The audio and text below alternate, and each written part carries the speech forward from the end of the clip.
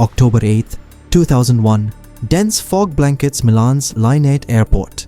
Within minutes, 2 aircraft will collide on the runway, killing 118 people in Italy's worst civil aviation disaster. This is the story of how confusion, poor signage, and missing technology converged into tragedy and how aviation changed afterward. Milan, Italy's fashion capital, handles 9 million passengers a year through Linate, its busy city center airport. Visibility is down to 50 to 100 meters. Controllers juggle 24 departures in an hour, guiding aircraft they can't see.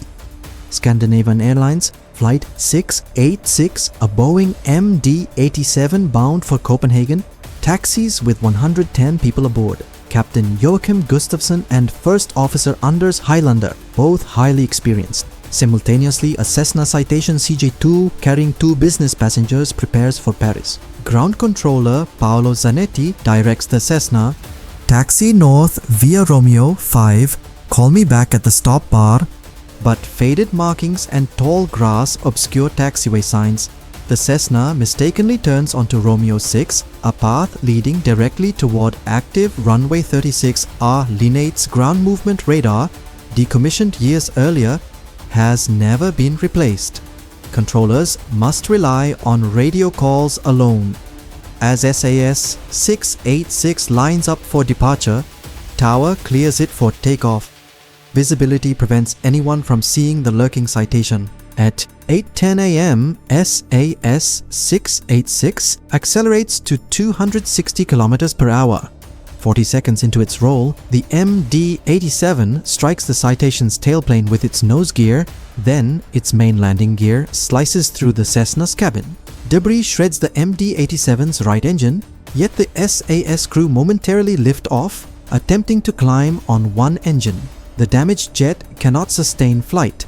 9 seconds later, it slams into a baggage hangar, igniting 10 tons of fuel. Thick fog masks the inferno. Ground workers hear bangs but see nothing. Controllers, unaware, continue operations. Only when an injured baggage handler stumbles from the wreckage do authorities realize a catastrophe has occurred. Nearly 3 minutes pass before a general alarm is raised. Emergency crews battle flames for over 20 minutes, but all 110 aboard SAS 686, 4 aboard the Citation, and 4 ground workers perish. Italy's ANSV, National Flight Safety Agency, and Swedish investigators face obstacles. Debris was moved prematurely, erasing clues. The MD-87's cockpit voice recorder, CVR, is eventually recovered. The Cessna carried none.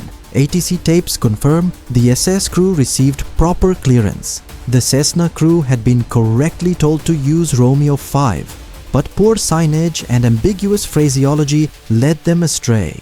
Taxiway signs were faded or hidden by vegetation. The designation Sierra 4 appeared on pavement but not on official charts, confusing both pilots and controller. Alarm sensors for runway incursions had been deactivated years earlier to prevent nuisance alerts. Controllers lacked ground radar to see movements in zero visibility. Investigators find that runway incursions averaged nearly 1 per week at Linate. Warnings unheeded. A near miss had occurred just 24 hours earlier under similar conditions but in clear weather. Linate undergoes major upgrades. New ground movement radar installed. Runway incursion alarms reactivated.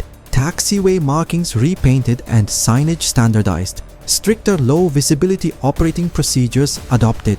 Across Europe, regulators tighten runway safety protocols. The disaster joins Tenerife 1977 as a stark reminder runway incursions can be as deadly as mid-air collisions. The Milan Linate collision wasn't caused by reckless pilots or a single mistake, it was the product of small failures tolerated over time. Aviation is unforgiving. Every taxiway sign, every procedure, every alarm matters. Today, improved systems and vigilance help prevent repeats of that fog-bound morning, but the 118 lives lost remain a permanent reminder. If you found this investigation into the Linate disaster insightful, please like this video, subscribe, and turn on notifications for more aviation safety stories and accident analysis. Share your thoughts or experiences in the comments below. What lessons do you think the industry still needs to remember?